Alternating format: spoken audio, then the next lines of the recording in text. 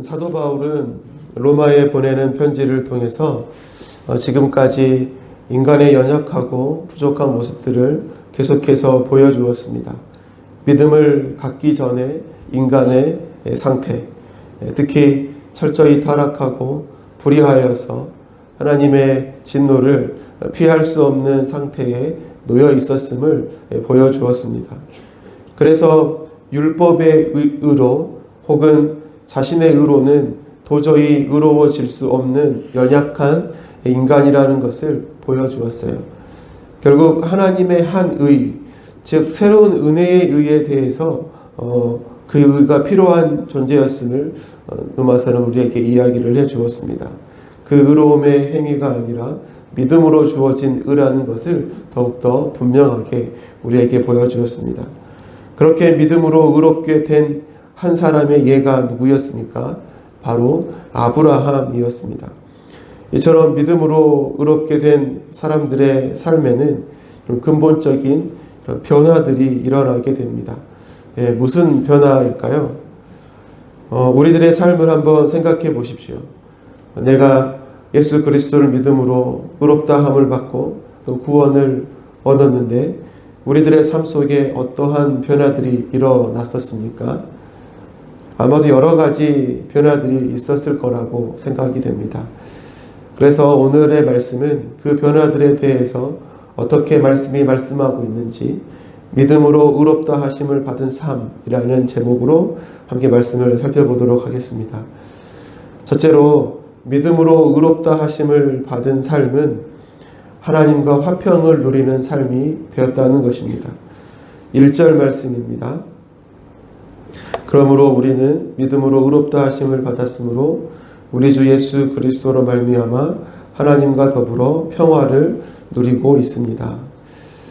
그럼 믿음으로 의롭다 하심을 받은 사람의 삶의 변화는 바로 하나님과 평화를 누리는 삶이 되었다는 것입니다. 새번역 성경에는 평화라고 이렇게 번역을 해 주었는데 개역개정에서는 하나님과 화평을 누리자라고 이렇게 번역을 하였습니다. 즉 의롭다 하심을 받은 삶은 하나님과 화평을 누리는 삶이 된 것입니다. 그런데 이러한 화평이 어떻게 여러분 가능하겠습니까? 우리는 죄 때문에 우리에게 임할 하나님의 진노를 피할 수 없는 삶이었습니다. 이러한 우리들의 인생이 하나님과 화평하게 되었다는 것은 무엇을 의미하는 것이죠? 바로 우리의 이러한 죄악이 우리에게 사라졌다는 것을 의미하는 것입니다. 하나님께서 그 죄악을 용서해 주셨다는 것이죠. 그렇게 하나님과 화평과 평화를 누릴 수 있게 된 것입니다. 결국 여러분 이 문제에 있어서 우리는 어떻게밖에 말할 수 없을까요?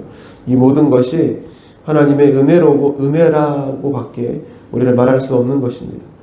이처럼 하나님의 은혜로 하나님과 화평을 누리는 삶은 여러분 어떠한 특징이 있나요? 이제는 죄를 싫어하는 삶이 된 것입니다. 뿐만 아니라 하나님을 참되게 알고 하나님의 뜻을 또한 기뻐하고 하나님의 말씀에 순종하고 하나님을 사랑하는 삶으로 변화되어져 가는 것이라는 거죠. 이러한 삶이 진정으로 하나님과 화목하고 화평을 누리는 삶인 것입니다. 사랑하는 여러분, 하나님과 화목하십니까? 오직 우리의 믿음만으로 우리를 죄 없다 하시고 또 의롭다 여겨주신 하나님의 은혜 가운데 하나님과 날마다 화목하고 화평한 삶을 누리며 살아가시는 우리 모두의 삶이 되시기를 소망합니다. 둘째로 믿음으로 의롭다 하심을 받은 삶은 바로 하나님의 영광을 바라보며 즐거워하는 삶이 되었다는 것입니다. 우리 2절 말씀에 우리는 또한 그리스도로 말미암아 지금 서 있는 이 은혜의 자리에 믿음으로 나아오게 되었으며 하나님의 영광에 이르게 될 소망을 품고 자랑을 합니다. 아멘. 믿음으로 의롭다 하심을 받은 삶은 그럼 죄의 용서를 받아 하나님과 화목하고 화평을 누리는 삶을 살아가는 것뿐만 아니라 장차 누리게 될 하나님의 영광을 기쁨으로 바라보는 삶이라는 것을 우리는 늘 기억해야 하겠습니다. 2절의 말씀에서 보여주고 있는 것이 무엇입니까? 믿음으로 의롭게 된 사람은 하나님의 영광에 이르게 될 소망을 품고 자랑한다, 즐거워한다, 기뻐한다 라고 말씀하고 있습니다. 여기서 말씀하고 있는 하나님의 영광에 대한 소망, 이것이 무슨 뜻입니까? 바로 예수 그리스도의 재림에 대한 소망이고 재림과 관련된 소망을 우리에게 이야기해 주고 있는 것입니다. 뿐만 아니라 재림과 더불어 우리에게 약속되어진 것들에 대한 소망들을 이야기하는 것이죠. 그렇기에 여러분, 믿음으로 의롭게 된 성도는 이 땅을 살아가는 동안에 세상 사람들이 품지 못하는 삶에 대한 소망을, 여러분, 그 기쁨을 품고 살아가는 삶인 거예요. 죽음 이후의 삶에 대한 소망을 품고 살아가는 것입니다.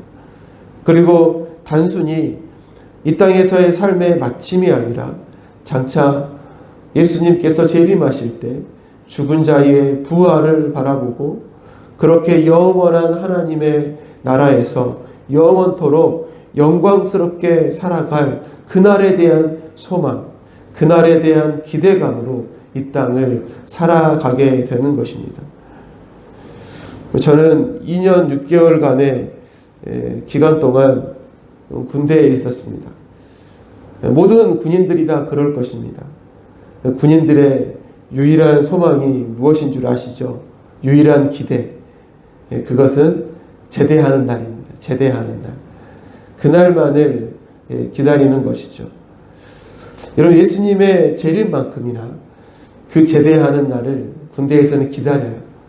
그 희망과 그 소망으로 2년이라는 시간, 지금은 1년 6개월이죠.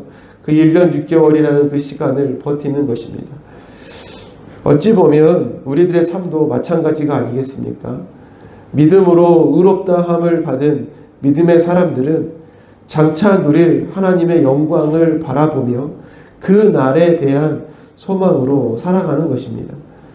바라기는 저와 여러분들의 삶이 장차 누릴 그 영원한 하나님의 나라의 약속과 소망을 바라보며 살아가는 우리 모두의 삶이 되시기를 소망합니다.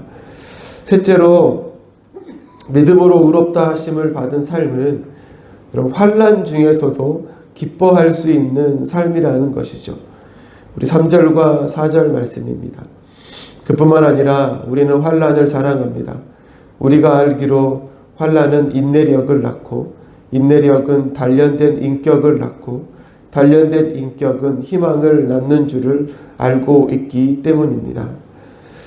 믿음으로 의롭다 하심을 받은 성도는 하나님과 화평을 누리고 또 장차 누릴 하나님의 영광을 바라보는 삶이라고 했습니다.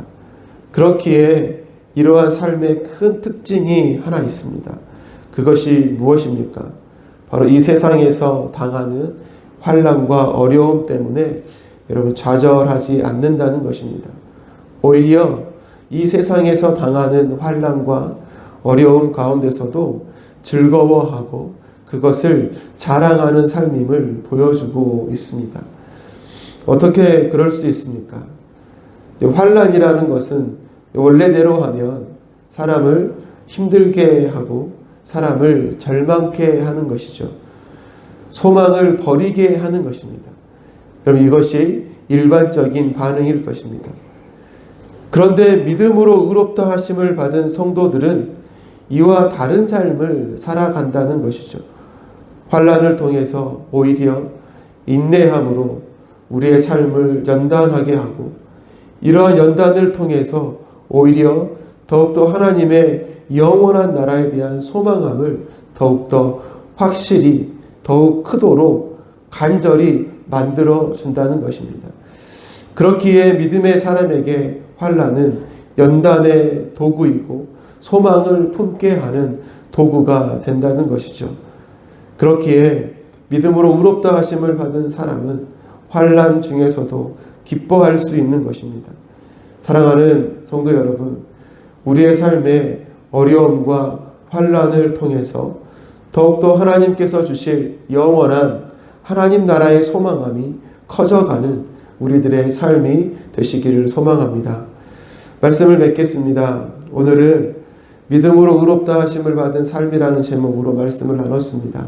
여러분, 이러한 삶은 하나님과 화평을 누리는 삶이고 하나님의 영광을 바라보며 즐거워하는 삶이라고 했습니다. 그리고 이러한 삶은 환난 중에서도 기뻐하는 삶이라고 했습니다. 오늘도 믿음으로 의롭다 하심을 받은 성도로서 어떠한 상황에 있든지 하나님과 화평을 누리며 장차 누릴 하나님의 영광을 늘 바라보며 살아가는 우리들의 매일의 삶이 되시기를 간절히 소망합니다.